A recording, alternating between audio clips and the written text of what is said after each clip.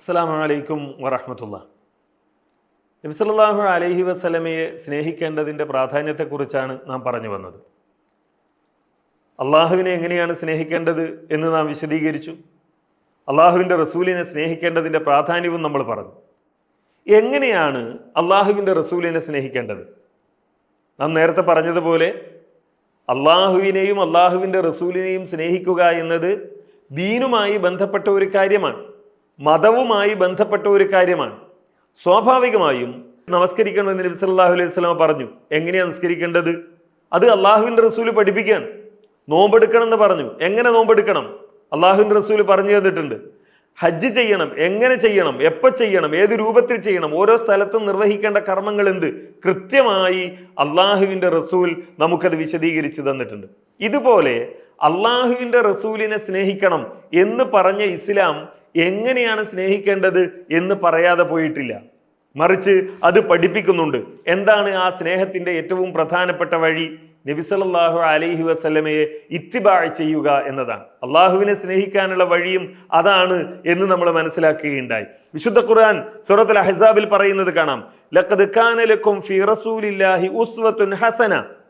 അള്ളാഹുവിൻ്റെ റസൂലിൽ നിങ്ങൾക്ക് ഉത്തമമായ മാതൃകയുണ്ട്. ആർക്ക്?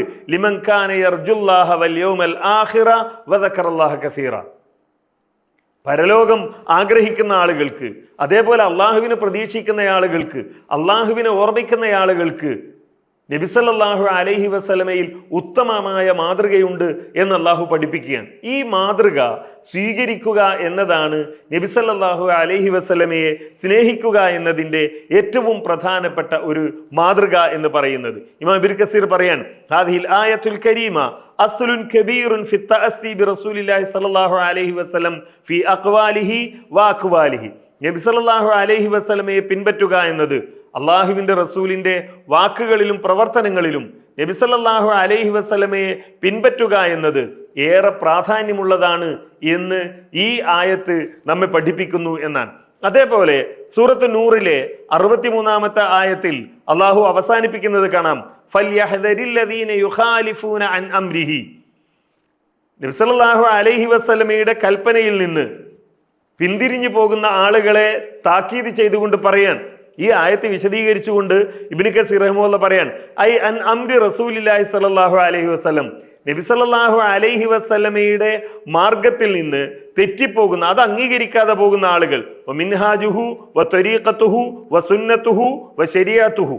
നബി സല്ലല്ലാഹു അലൈഹി വസല്ലമ പഠിപ്പിച്ച മാർഗം, അള്ളാഹുവിൻ്റെ റസൂല് പഠിപ്പിച്ച ത്വരീഖത്ത്, അള്ളാഹുവിൻ്റെ റസൂല് പഠിപ്പിച്ച സുന്നത്ത്, അള്ളാഹുവിൻ്റെ റസൂല് പഠിപ്പിച്ച ശരീഅത്ത്, ഇതൊക്കെ മാറി വേറെ വഴിയിലേക്ക് ആളുകൾ പോവുകയാണെങ്കിൽ അത് വളരെ കരുതിയിരിക്കേണ്ട കാര്യമാണ് എന്നാണ് അള്ളാഹു പറയുന്നത്.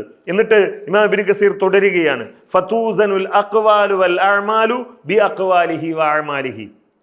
നമ്മളുടെ വാക്കുകളും നമ്മളുടെ പ്രവർത്തനങ്ങളും അത് താരതമ്യം ചെയ്യേണ്ടത്, അത് തൂക്കി നോക്കേണ്ടത് നബി സല്ലല്ലാഹു അലൈഹി വസല്ലമയുടെ വാക്കിനോടും നബി സല്ലല്ലാഹു അലൈഹി വസല്ലമയുടെ പ്രവർത്തനത്തോടുമാണ്. ഞാൻ ചെയ്യുന്ന കാര്യം ഇത് അള്ളാഹുവിൻ്റെ റസൂൽ ചെയ്തിട്ടുണ്ടോ, ഞാൻ പറയുന്ന കാര്യം ഇത് അള്ളാഹുവിൻ്റെ റസൂൽ ചെയ്തതാണോ എന്ന് പരിശോധിക്കുക. ഫമാ വാഫഖ ദാലിക ഖുബിൽ. അള്ളാഹുവിൻ്റെ റസൂലിൻ്റെ പ്രവർത്തനത്തോട് യോജിക്കുന്നതാണെങ്കിൽ അത് സ്വീകരിക്കാം. വമാ ഖാലഫഹു ഫഹു മർദൂദുൻ അലാ ഖായിലിഹി വ ഫാഇലിഹി. അത് അള്ളാഹുവിൻ്റെ റസൂലിൻ്റെ മാർഗത്തിലില്ലെങ്കിൽ, ആ ശരീഅത്തിലില്ലെങ്കിൽ, ആ മിൻഹാജിലില്ലെങ്കിൽ, ആ ത്വരീഖത്തിലില്ലെങ്കിൽ, ആ സുന്നത്തിലില്ലെങ്കിൽ അത് തള്ളിക്കളയുക.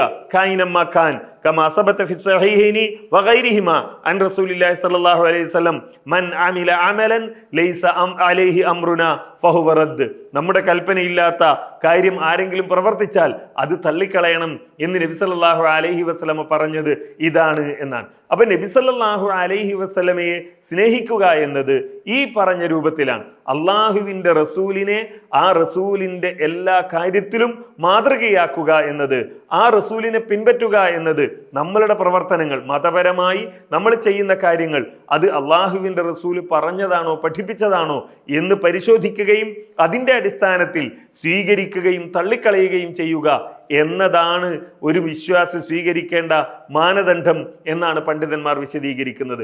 നബിദിനം ആഘോഷിക്കുന്നവർ റബീഉൽ അവ്വൽ 12-ന്, റബീഉൽ അവ്വൽ മാസത്തിന് പ്രത്യേകത നൽകി അത് ആഘോഷിച്ചു കൊണ്ടിരിക്കുന്ന ആളുകൾ പരിശോധിക്കേണ്ടത് ഇതാണ്. ഇബ്നു കസീർ പറഞ്ഞതുപോലെ ഫതൂസനുൽ അഖ്വാലു വൽ അഅമാലു ബി അഖ്വാലിഹി വ അഅമാലിഹി. നമ്മളുടെ വാക്ക്, നമ്മളുടെ പ്രവർത്തനങ്ങൾ അള്ളാഹുവിൻ്റെ റസൂലിൻ്റെ വാക്കും അള്ളാഹുവിൻ്റെ റസൂലിൻ്റെ പ്രവർത്തനവുമായി താരതമ്യം ചെയ്തു നോക്കുക. ഫമാ വാഫഖ ദാലിക ഖുബിൽ. ആ റസൂൽ സല്ലല്ലാഹു അലൈഹി വസല്ലമ പറഞ്ഞതാണെങ്കിൽ, അതിനോട് യോജിക്കുന്നതാണെങ്കിൽ സ്വീകരിക്കാം, അല്ലെങ്കിൽ തള്ളിക്കളയാം. ഈ റബീഉൽ അവ്വൽ മാസത്തിന്, റബീഉൽ അവ്വൽ 12-ന് നബി സല്ലല്ലാഹു അലൈഹി വസല്ലമ എന്തെങ്കിലും പ്രാധാന്യമോ പ്രത്യേകതയോ നൽകിയിട്ടുണ്ടോ എന്നതാണ് പരിശോധിക്കേണ്ടത്. അത്തരമൊരു പരിശോധന നടത്തുമ്പോൾ തീർച്ചയായും നമുക്ക് ബോധ്യപ്പെടും ഇതിന് നബി സല്ലല്ലാഹു അലൈഹി വസല്ലമയുടെ ചര്യയുടെ പിൻബലമില്ല എന്ന്. സത്യം അപ്പോഴാണ് നമുക്ക് തിരിച്ചറിയാൻ കഴിയുക. അള്ളാഹു അനുഗ്രഹിക്കും.